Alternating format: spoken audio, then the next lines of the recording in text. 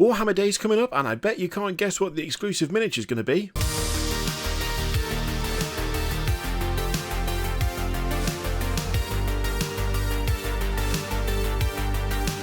Was that too sarcastic, that intro? Was that a little bit over the top? Look, we all know it's going to be a Space Marine. The thing is, this Warhammer Day is slightly different because it's going to be 35 years of Warhammer 40,000. And I'll be honest, if there was ever a time where I feel like they can get away with a special edition Space Marine, this is probably the one, right? This is probably it. Every 5 years, I reckon, you can get away with doing a special Space Marine, because every 5 years you'll have another notable anniversary for Warhammer 40,000, and Warhammer 40,000 is built on the back of the Space Marines. They have been the poster boys, well, literally, for this game forever. Forever and ever. Amen. And it's going to continue like that because Space Marines are massively popular, so you can kind of see why they would do it this particular occasion. So it is that on the 8th of October, which I think that's actually the weekend that Facehammer's happening. I think it is, in which case I won't be able to cover this because I'm going to be doing an Age of Sigmar tournament. That's pretty funny. Oh dear. Well, that's just a pain, isn't it? Why have they scheduled it then? Couldn't they have done it the weekend after or something? Come on, throw me a bone. Anyway, on the 8th of October, it's going to be Warhammer Day, and it's going to be 35 years of Warhammer 40,000, and you'll be able to pre-order the fancy miniature What They Have Done. It's entitled Bayard's Revenge, and it's got an Emperor's Champion stabbing an orc in the throat by the look of it. Right in the neck. Really going for it. To be honest, I think it's actually pretty decent. It's quite a dynamic model. It does look pretty cool. It's got its own kind of miniature diorama feel. When I say miniature diorama, the thing that's in it is miniatures. I mean more like it's a small diorama instead of a big one. You know what I mean. The fact is, I think there's some nice details to this. There is a very nice pose going on, and it's not a Space Marine standing directly on a rock. Admittedly, the orc is on a rock, which the Space Marine is standing on the orc. But you know what? That's, there's a degree of separation there, so I think that's an okay rock to stand on. The fact that he's holding the claw down, the power claw, with his boot is quite a cool detail. I do like that. It makes it look more dynamic and like the orc is actually attempting to fight back. It also kind of makes it feel like it's a slow execution as opposed to a super swift move. I mean, we could just be seeing the very end of the action here. We do have, like, the purity seals at the back. Purity seals? I mean, technically, I guess. They are sort of, like, floating up. So it does like it's a sudden downward strike, like knocking the orc back and then plunging the blade in, but also having time to actually keep that claw on the ground using the foot. It does kind of make it look like it's a bit of a like, shh.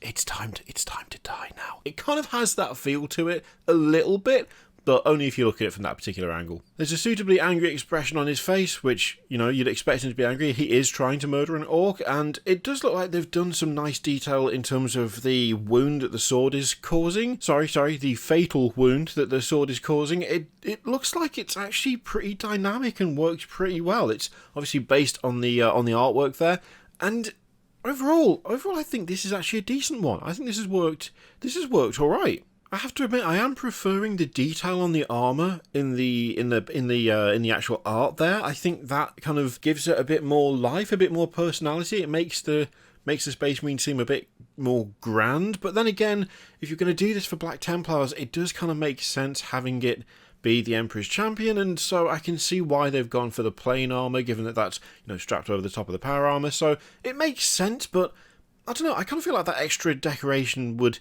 just add that little bit more to this, would kind of just add to the grandeur slightly.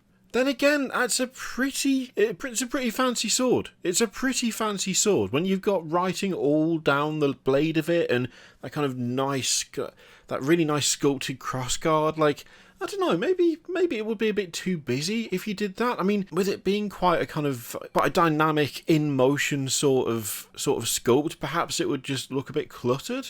I'm not sure on that one, to be honest. I think as like kind of special occasion miniatures go, I think this is a decent one. I think it looks alright. I mean, to be honest, you can't go that wrong. You can't go wrong with a Space Marine stabbing an alien in the face or the chest or the neck or whatever. Like, you can't really go wrong with that. It's a classic. It's tried and true. Everyone can appreciate it. Admittedly, I have already seen people not too happy that it's a Space Marine again, which I totally get.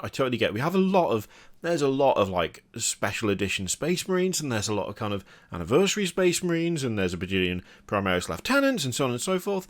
But on this specific instance, I can I can see where they're coming from as to why they've done this specifically, you know? So as they say, this will be going up for pre-order on the 8th of October from the web store, or you can pick one up between the 15th and 23rd at your local shop.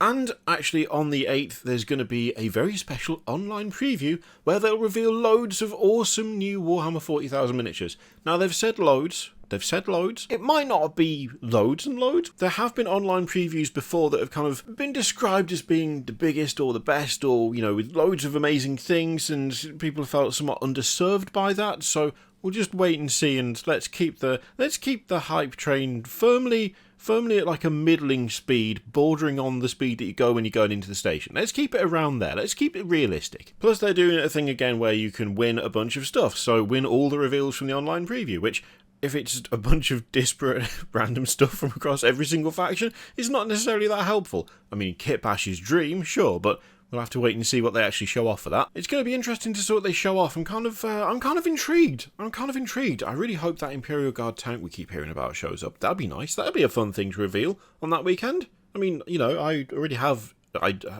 too many Lehman Russes, so an alternative to that would be kind of fancy. I would take one of those. All three, possibly. We'll see what they come up with. In the meantime, though, what do you think of Bayard's Revenge? Do you like it? Do you think it's alright? Decent miniature? Nice little diorama? Or are you not too fussed because it's just another Space Marine at the end of the day? Let me know what you think in the comments down below. In the meantime, feel free to click all the things, Patreon videos, subscribe, all that stuff. Click it if you like, don't click if you don't want to. And as always, there's an affiliate link in the description for Element Games, which you can use to support the channel if you would like. I leave it in your capable hands. Thank you very much for watching. I'll see you next time.